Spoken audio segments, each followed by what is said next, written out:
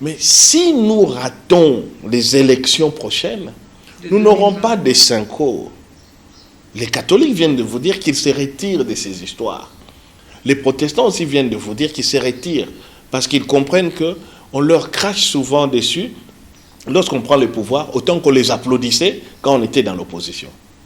Maintenant, qu'est-ce qui va se passer? Regardez la situation du pays. Les risques d'un repli identitaire est très grave. Donc les risques de dislocation de l'unité nationale n'est plus une simple hypothèse. Parce que nous voyons bien dans les discours, dans les comportements des gens,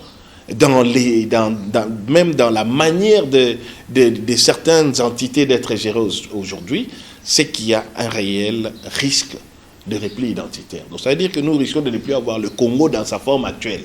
C'est ça qu'il faut éviter. Pourquoi? Parce que les gens seront au désespoir.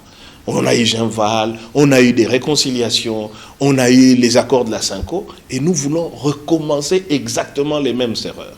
C'est très dangereux. Depuis Sun City, il y avait eu des options. Laisser à chacun le droit de postuler et laisser au peuple le choix de désigner librement et de manière démocratique qui il veut.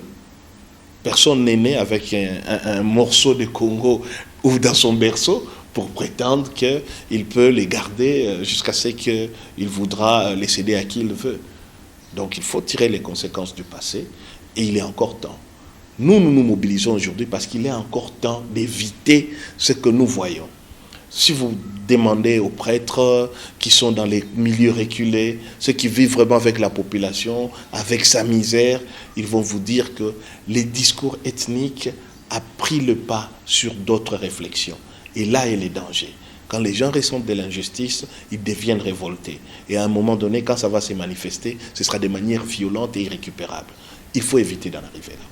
Il ne faut pas accorder aux opinions de M. Ntsingui plus d'importance qu'elles en ont réellement. Okay? Il y aura peut-être des tentatives et d'autres. Nous, au niveau de la société civile, nous sommes très clairs là-dessus.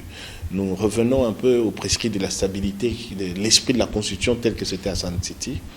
Les élections doivent être transparentes et que tout le processus de désignation doit permettre un suivi des acteurs externes à la structure.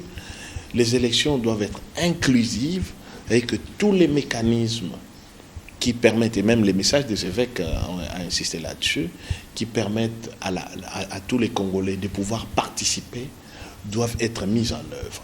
Donc il faut éviter justement des initiatives malencontreuses, de commencer à écarter des gens. On connaît plus ou moins les pôles politiques autour duquel aujourd'hui le leadership est en train de s'exercer.